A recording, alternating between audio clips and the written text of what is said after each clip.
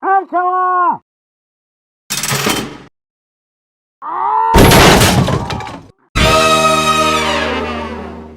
What's up, everybody out there in YouTube land? Wrath2501 here. Alright, guys, so he get it again. What if Pokemon were SCPs by Pop Cross Studios? This is another one I like in addition to the superhero ones. Alright, so this is a kind of a long one, so let's see which ones he's doing this time. Alright, and go. Kind of wild to me that this is already the 8th episode of Pokemon as SCPs. That's a disturbing still Pokemon. Absolutely loving You know, it's not even a making this Pokemon, it's an series, Ultra but Beast. Also, but this is the 8th episode. We don't really need this intro, do we? You all get what's happening here. Let's just get that into was it, shall pretty we? cool. Let's hit like if you want. Subscribe if you feel like. But either way, enjoy the show. No. Welcome back, everyone. It has been some time since our last lecture, specifically on entities that fall into the subcategory of SCP-P, but we are now back on track, and I will not delay discussing our first topic today. Item number SCP-P302. That is a pretty screwed up Object Pokemon. class, Euclid. Special containment procedures. P302 is to be housed in a standard containment cell with walls reinforced with Q carbon. It is to be fed 2 pounds of rocks and minerals every other day, with amethyst, quartz, and peridot gems added into its meals once per week. Personnel who enter its containment must do so while wearing specialized glasses to prevent paralysis. Description. Oh yeah, that's right. it does that. P302 is a purple humanoid gremlin entity of roughly 4 feet Gremlin tall. entity? It sustains itself on a diet of stones and minerals, though seems to most specifically enjoy consuming gems and jewels. In place of its eyes, it has a type of unidentified blue gemstone and has other types of gems stuck across its body. It has teeth harder than diamonds and claws to match, which it can use to dig through solid stone with ease. It bears some similarities visually to the entities discussed in lectures regarding the creatures of the traitorous Dr. Jukiba, but there is no direct connection. So if you do wish to refresh yourself on those lectures, I'll provide links to Jukiba, the Dr. Jumba. The sole specimen of P302 we've discovered was found by accident while looking into reports of another set of insect-like humanoid creatures in an abandoned mine in a town called Hollowsville. This entity tracked along behind our operatives in the field, making sounds, then hiding away, before eventually leaping out ahead of them with its eyes gleaming, in an attempt to scare them. It was able to evade them for quite some time after that, having a very strong understanding of the terrain in the mines, but eventually the operatives were able to capture it, though 3 did become temporarily paralyzed in the process. While the exact biological effect this creature has on beings has not been completely identified, what is known that if a human looks into the eyes of this creature while its gems are glowing for a period of longer than 6 seconds, the human will completely collapse and fall unconscious for a period of up to 2 days. While suggestions of supernatural causes are always complex to prove, there is a theory suggested that this entity has the ability to cut off the soul's connection to its body, with this gaze, temporarily that is, and this is what causes the collapse. It would be a very difficult thing to prove, obviously, but I suppose I cannot provide definitive evidence to rule it out. Luckily, this creature is more mischievous than inherently hostile, even well in our containment. But it has attempted escapes, and has seriously injured personnel with its claws in past containment breaches. While it is not on the more threatening end of Euclid-class SCPs, caution should still be taken when interacting with P302. I want to touch it. That is a good, well, actually it looks like the same Pokemon, only more realistic and less cartoonish. That's pretty damn good. I like that one. The following SCP is part of its own unique set of 11 specimens, even within the SCP-P subclass. These entities are believed to be from alternate dimensions to our own, and came into our world through SCP-354, sometimes colloquially referred to as the Red Lake. The O5 Council had greenlit an experiment on the Red Lake, the details of which are classified to even myself, though I'm certain whatever there isn't a lot you'd have to change about that Pokemon to make it terrifying. That led to new invasive entities entering our world. Today, we'll simply discuss item number SCP-P799. Object class, Keter. Special containment procedures. P799 is temporarily housed in a Foundation-owned landfill, where it is to be kept so long as it can remain fixated on the contents it consumes there. If assumed rates are correct, a new containment option will be required for it in approximately 27 days. Oh, Description. P799 appears as a 30-foot-tall mutant draconic crab creature whose torso doubles as a massive mouth. It has 2 legs and 2 arms, along with another set of amorphous crab-like claws that can spawn from black sludge that forms in its mouth. Nasty. It also has a spiked tail that it uses as a destructive wrecking ball. Furthermore, it appears to have a second smaller head atop of its body, though we believe this has very few sensual functions. The entity acts like a manifestation of the sin of gluttony. It is near constantly consuming anything in its path, and left to its own devices could likely consume an entire city in a matter of weeks.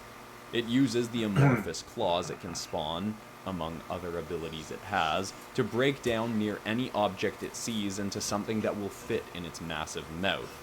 When the substance is pushed through the glowing blue space at the back of its throat, they seem to simply vanish. It is believed that its mouth may be a portal to another realm or location, as the creature seems able to eat endlessly without ever it's basically being a mutant satisfied. Kirby.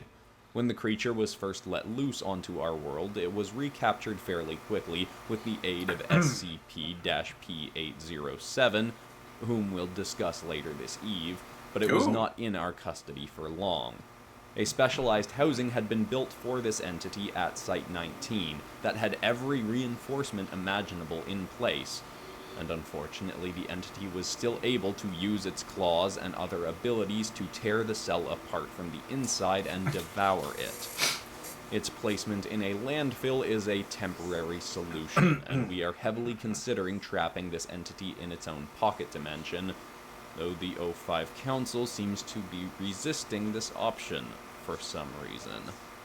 Oddly, the creature bears some resemblances to an SCP we've yet to discuss, SCP-P718, named alternatively by its discoverer to be Zygarde. They both have mouths on their torsos, have some transformational abilities, and similarly textured bodies. However, they are polar opposites in terms of instincts, one to devour and destroy, and the other to protect threatened ecosystems. The notion has been floated that P799 may be some dark realities version of P718, but no proof is currently available to validate this claim. That is good. That is a really screwed up Pokemon.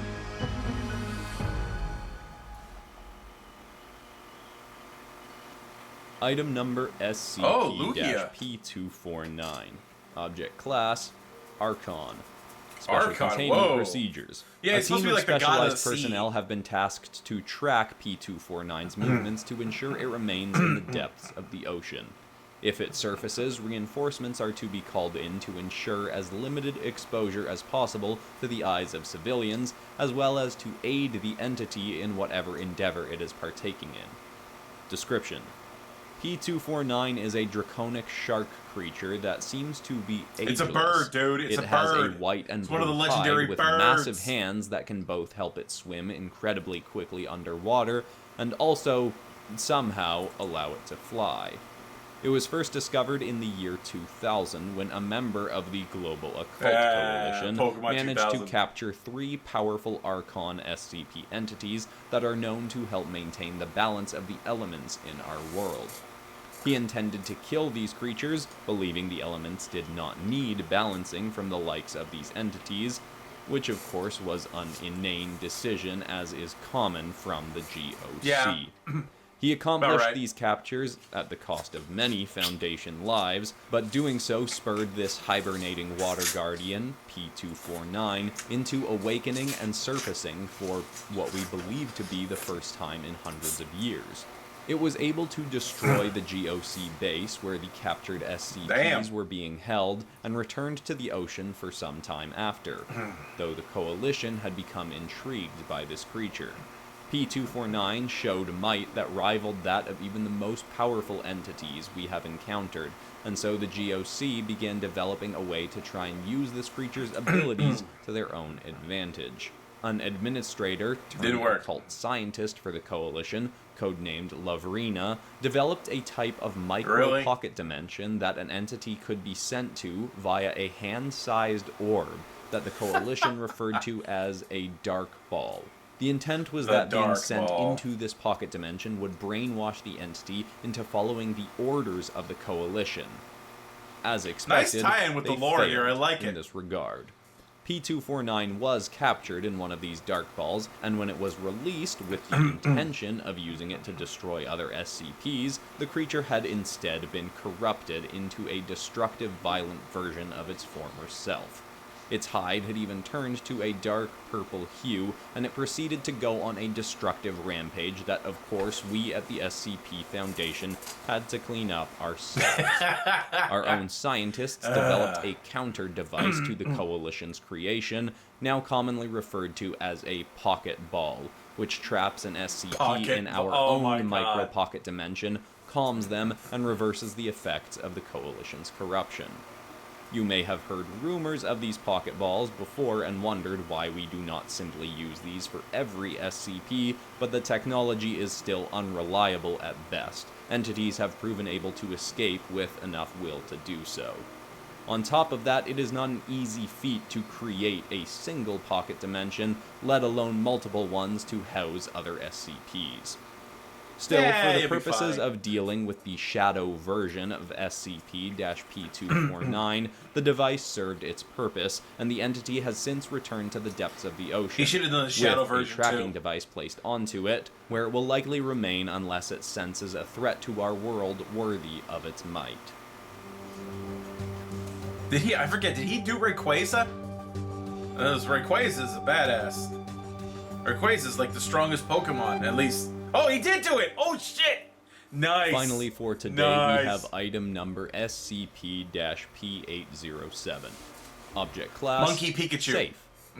Tentatively. Special containment procedures.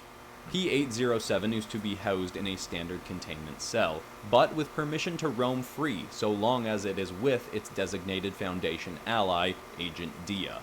Dia must provide weekly updates as to his partnership with P807, and so long as all remains peaceful between them and the creature cooperates, it may keep its special privileges.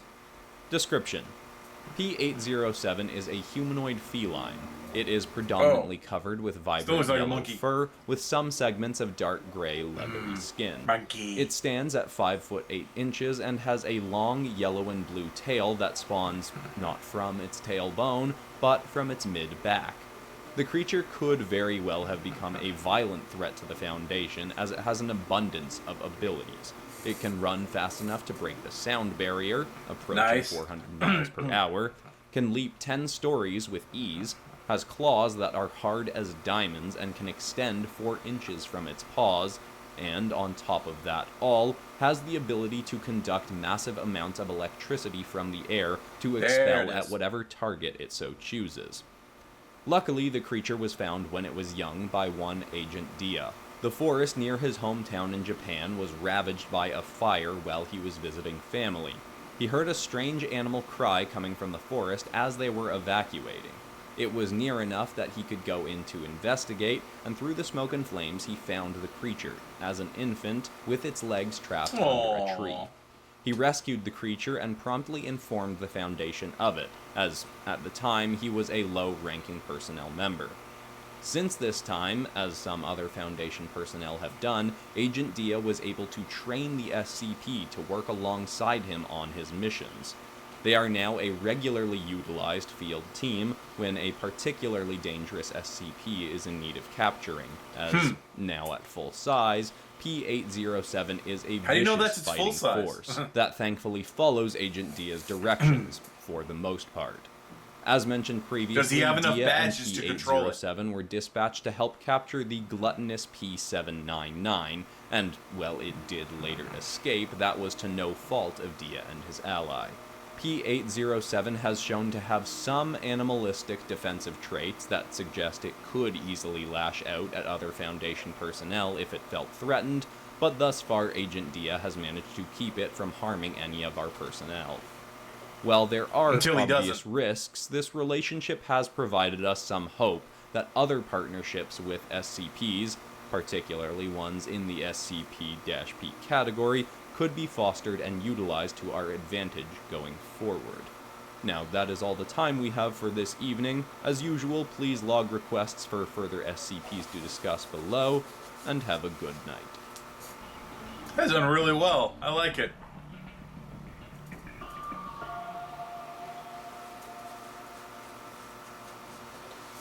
If you're new here and you enjoyed this, you might want to check out my Lilo and Stitch Experiments as SCPs episodes, or maybe my Pokemon as Superheroes series, which has more of a progressing storyline. And if you want to know more about how I came up with the designs and the lore, I will be doing a Patreon-exclusive Design Notes podcast episode talking about the creation of this episode. People who go above and beyond to support my work and this channel by supporting the Patreon get access to that podcast series, as well as art a day before a video comes out, and hundreds of different inks from the channel, with more stuff being added every week. Huge thank you to everyone who's supporting me on there already. But besides that, that's all for today, except of course for ending this video on some kind of positive or inspiring note. And the thought I want to leave people with today is the idea that motivation is great. If you can find ways to get yourself motivated and feel motivated more often, that's the real trick, that's awesome. But cultivating discipline within yourself will always beat out motivation, because when you're disciplined, you can get yourself to work on things you care about when you're not feeling motivated.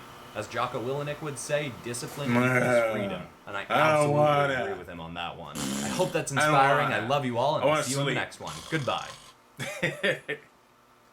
Alright, so that was a good one. I do like those. I hope you guys enjoyed that. Like this video, subscribe. Definitely click on the link to the original in the description. Get down to Popcross Studios. Like the original and subdue him. This guy deserves it. This guy, he's got over 500k subs. Makes me look like wah, you know. It's when you go into the when you go into the showers, and there's this one guy makes everyone look like wah. Anyway, all right. Don't forget to check out the Wrath 2501 art contest, guys. Link to my Discord is in the description too. Follow the rules on the Discord. Submit your art or just comment on other people's art. You can do that too. There's a section for it. There's some people policing, so don't think about putting nasty shit or breaking the rules, because you will be banned, all right? And you'll be automatically fully disqualified from the art contest. So don't start, all right? Anyway, I'll see you guys next time. Tune in every day for new content. Bye-bye.